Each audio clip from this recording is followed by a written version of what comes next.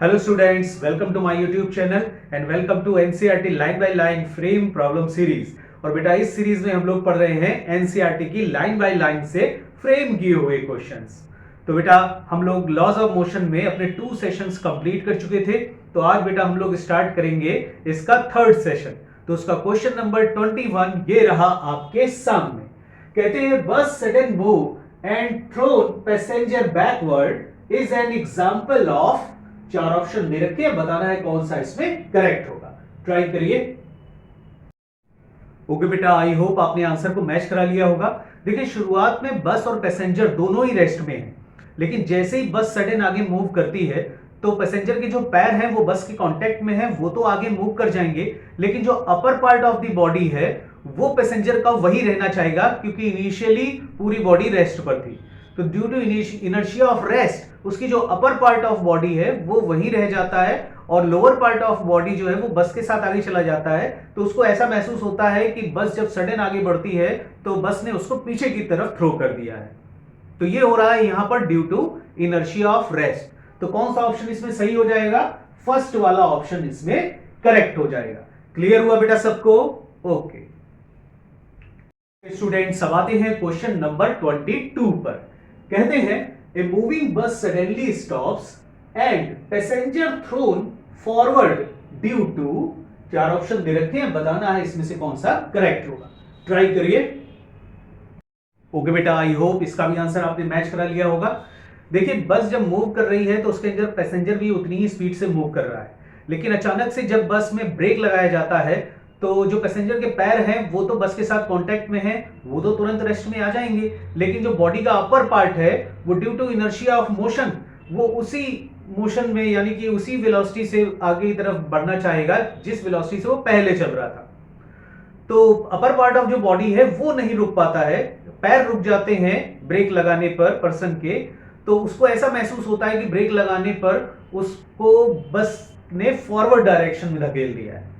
ठीक है, तो जैसे ही ब्रेक लगता है तो पैसेंजर किधर की तरफ गिरते हैं? आगे की तरफ। ये क्यों होता है? Due to inertia of motion. Clear हुआ बेटा सबको? ओके, तो कौन सा ऑप्शन इसमें सही होगा? सेकंड वाला ऑप्शन इसमें करेक्ट हो जाएगा। ओके बेटा, अब आते हैं क्वेश्चन नंबर 23 पर। The passenger retain himself in standing position suddenly moving और suddenly stopping bus due to. 4 option आपको दे रखे हैं, बताना है इनमें से कौन सा करेक्ट होगा। ट्राई करिए बेटा। देखिए पैसेंजर अपने आप को इन दोनों कंडीशन में किस तरीके से मेंटेन रखता है।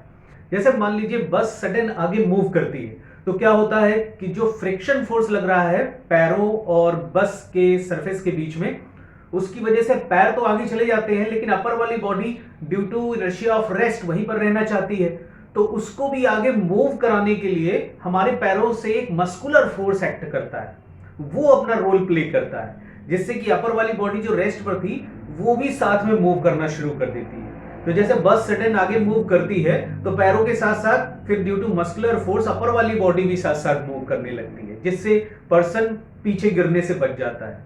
इसी तरीके से अगर बस पहले से ही मूव कर रही है और सडन उसमें ब्रेक लगाया जाता है तो हमारे जो पैर हैं वो बस के कांटेक्ट में रहते हैं और ड्यू टू फ्रिक्शन ये उसी जगह तुरंत रुक जाते हैं, लेकिन अपर वाली जो बॉडी है वो हमारी मोशन में थी तो वो आगे की तरफ मूव करती है। तो जब हम आगे की तरफ गिरने लगते हैं तो यहां पर फिर से जो मस्कुलर फोर्स है जो हमारे पैरों से अपर वाली बॉडी में लगता है तो वो क्या करता है कि हमारी अपर वाली बॉडी को रोकने का प्रयास करता है और ऐसे रोक देता है उसको कि जैसे जैसे बस रुक रही होती है वैसे वैसे हमारी बॉडी भी अब उस मोशन से आगे नहीं जाती है, धीरे धीरे आगे जाती है और फाइनली वो भी रुक जाती है। तो दोनों कंडीशन में हम देख रहे हैं कि एक तो फ्रिक्शनल फोर्स हमारी हेल्प करता है और दूसरा मस्कुलर फोर्स जो पैरों से हमारी अपर बॉडी के ऊपर लग रहा है वो हेल्प करता है। तो यहां पर जो ऑप्शन सही होने वाला है वो 2 ऑप्शन सही होने वाले हैं, friction force and muscular force. तो थर्ड वाला जो ऑप्शन दे रखा है इसमें गिवन है बोथ 1 एंड 2, तो यही वाला ऑप्शन इसमें करेक्ट हो जाएगा। ये क्लियर हुआ बेटा सबको? ओके ओके स्टूडेंट्स, अब आते हैं क्वेश्चन नंबर 24 पर। कहते हैं an astronaut accidentally gets separated out of his small spaceship accelerating in interstellar space at constant rate 50 meter per second square. Find acceleration of astronaut the instant after he is outside the spaceship. चार option आपको दे रखे हैं, बताना है कौन सा correct होगा. ट्राई करिए. ओके बेटा, देखिए जो स्पेसशिप है उससे जब एस्ट्रोनॉट सेपरेट होगा तो स्पेसशिप का जो एक्सीलरेशन है वो एक्सीलरेशन एस्ट्रोनॉट को नहीं मिलेगा, बल्कि उस इंस्टेंट पर जो स्पेसशिप की स्पीड होगी या जो वेलोसिटी होगी वो एस्ट्रोनॉट को मिल जाएगी. तो एस्ट्रोनॉट अब उतनी वेलोसिटी से ट्रेवल कर रहा होगा. ठीक है, तो यहां पर जो ऑप्शन है, ऑप्शन 50 मीटर पर सेकंड स्क्वायर या लेस देन 50 मीटर पर सेकंड स्क्वायर या ग्रेटर देन 50 मीटर पर सेकंड स्क्वायर, इन तीनों में से कोई ऑप्शन करेक्ट नहीं होगा. फोर्थ वाला ऑप्शन करेक्ट होगा, 0 मीटर पर सेकंड स्क्वायर. एस्ट्रोनॉट जो है वो एक्सीलरेटेड नहीं होगा, उस टाइम स्पेसशिप की जो वेलोसिटी होगी वो एस्ट्रोनॉट को मिल जाएगी, उतनी वेलोसिटी से एस्ट्रोनॉट मूव कर रहा होगा. तो फोर्थ वाला ऑप्शन इसका करेक्ट हो जाएगा. क्लियर हुआ बेटा सबको? ओके स्टूडेंट्स, अब आते हैं क्वेश्चन नंबर 25 पर. कहते हैं the simple case when the net external force on a body is 0 refers by Newton's. चार ऑप्शन दे रखे हैं, बताना है कौन सा करेक्ट होगा. ट्राई करिए. ओके बेटा, आई होप ये क्वेश्चन आपने सॉल्व कर लिया होगा. तो कौन सा लॉ होगा बेटा? फर्स्ट लॉ होगा. फर्स्ट लॉ में हम लोगों ने पढ़ा था कि जब बॉडी पर नेट फोर्स 0 होता है तो बॉडी या तो रेस्ट पर रहती है या कांस्टेंट वेलोसिटी से मूव करती रहती है, और उसको रोकने के लिए हमें एक्सटर्नल फोर्स की जरूरत पड़ती है. याद है फर्स्ट लॉ? तो कौन सा ऑप्शन सही हो जाएगा इसमें? फर्स्ट वाला ऑप्शन करेक्ट हो जाएगा. ओके बेटा, अब आते हैं क्वेश्चन नंबर 26 पर. कहते हैं विच स्टेटमेंट इज करेक्ट. दो स्टेटमेंट दे रखे हैं. पहला दिया है since net force on the body is 0 the body is at rest. दूसरा स्टेटमेंट है since the body is observed to be at rest the net external force must be 0. चार option आपको दे रखे हैं, बताना है कौन सा करेक्ट होगा. ट्राई करिए स्टूडेंट्स. तो देखिए फर्स्ट स्टेटमेंट में क्या कह रहे हैं, since the net force on the body is 0 the body is at rest. तो देखिए ये जो सेंटेंस है वो आधा अधूरा है, कंप्लीट नहीं है, क्योंकि बॉडी पर अगर नेट फोर्स 0 है तो बॉडी रेस्ट पर भी हो सकती है और कांस्टेंट वेलोसिटी से मूव भी कर सकती है. लेकिन सेकंड वाले स्टेटमेंट में देखिए इसी का जस्ट अपोजिट है. इसमें कह रहे हैं since the body is observed to be at rest. Body को ऑब्जर्व किया गया कि वो रेस्ट पर है, ये फर्स्टली ऑब्जर्व किया गया. तो उसके बाद निष्कर्ष क्या निकाला? The net external force must be 0. तो उस पर नेट एक्सटर्नल फोर्स की वैल्यू 0 होगी. ये स्टेटमेंट जो है ये अपने आप में कंप्लीट है, लेकिन जो फर्स्ट वाला स्टेटमेंट है वो इनकम्प्लीट है. तो इसमें कौन सा ऑप्शन सही हो जाएगा? फिर सेकंड वाला ऑप्शन इसमें सही हो जाएगा. ये समझ आया बेटा सबको? ओके ओके बेटा, अब आते हैं क्वेश्चन नंबर 27 पर. कहते हैं P is equal to mv. If m is equal to constant, then which graph is correct? चार ऑप्शन दे रखे, बताना है कौन सा सही है. ट्राई करिए. ओके स्टूडेंट्स, ये ऑप्शन आपने मैच करा लिया होगा. देखिए if m is equal to constant, then P is directly proportional to v. तो P और V में जो ग्राफ होगा वो स्ट्रेट लाइन होगा. तो फर्स्ट वाला ऑप्शन तो करेक्ट हो गया. P और V में ग्राफ हाइपरबोला, ये नहीं हो सकता. थर्ड में दे रखा है M और P के बीच में ग्राफ. तो M तो कांस्टेंट हो गया, M चेंज ही नहीं कर रहा है, P चेंज कर रहा है यहां पर. तो ये ऑप्शन भी सही हो जाएगा. तो फर्स्ट और थर्ड ये दोनों ऑप्शन इसमें करेक्ट है. तो फोर्थ वाले में देखो दे रखा है बोथ 1 and 3. तो फोर्थ वाला ऑप्शन यहां पर करेक्ट हो जाएगा. ये क्लियर हुआ बेटा सबको? ओके ओके स्टूडेंट्स, अब आते हैं क्वेश्चन नंबर 28 पर. कहते हैं in above problem if v is equal to constant then which graph is correct. देखिए इससे जस्ट पहले वाली जो प्रॉब्लम थी उसमें p is equal to mv के इक्वल दिया हुआ था. तो इसमें v की वैल्यू कह रहे हैं कांस्टेंट होगी.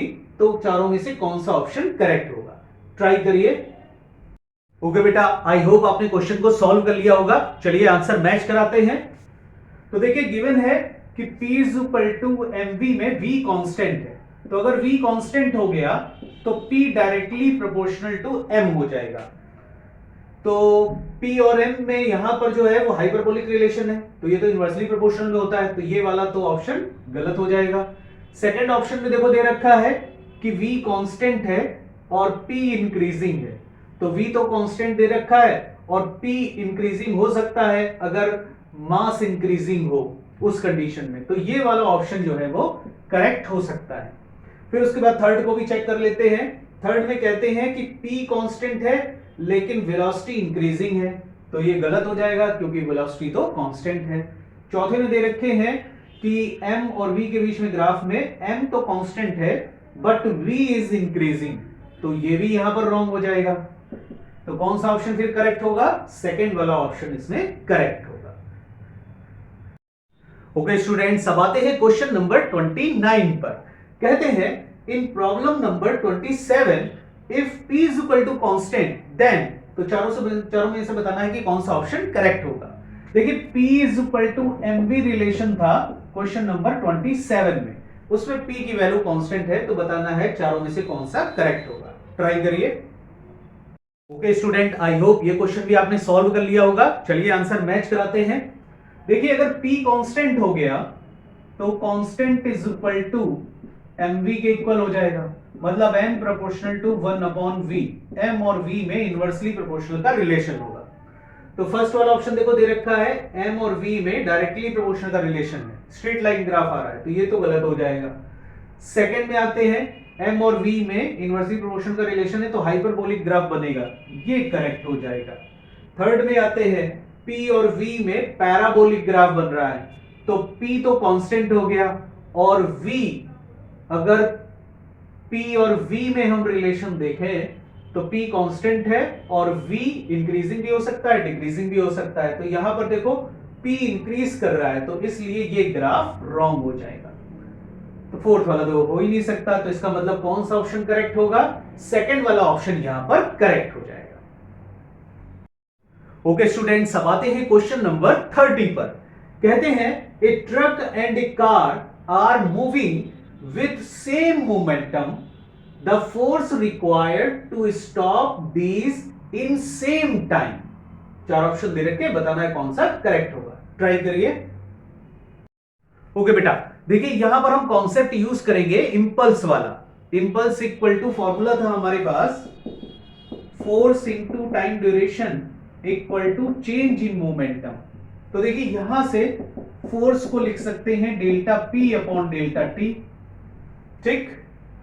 तो डेल्टा P क्या है? चेंज इन मोमेंटम, तो P final minus P initial upon delta T।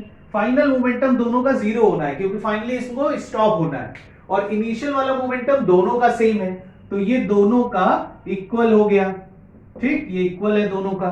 और टाइम सेम टाइम में दोनों को रोकना है, तो P इनिशियल वैल्यू दोनों की सेम है, डेल्टा T भी दोनों के लिए सेम है, तो F भी दोनों के लिए सेम हो जाएगा, यानी कि दोनों को रोकने के लिए सेम फोर्स रिक्वायर्ड होगा। तो कौन सा ऑप्शन इसमें करेक्ट हो जाएगा?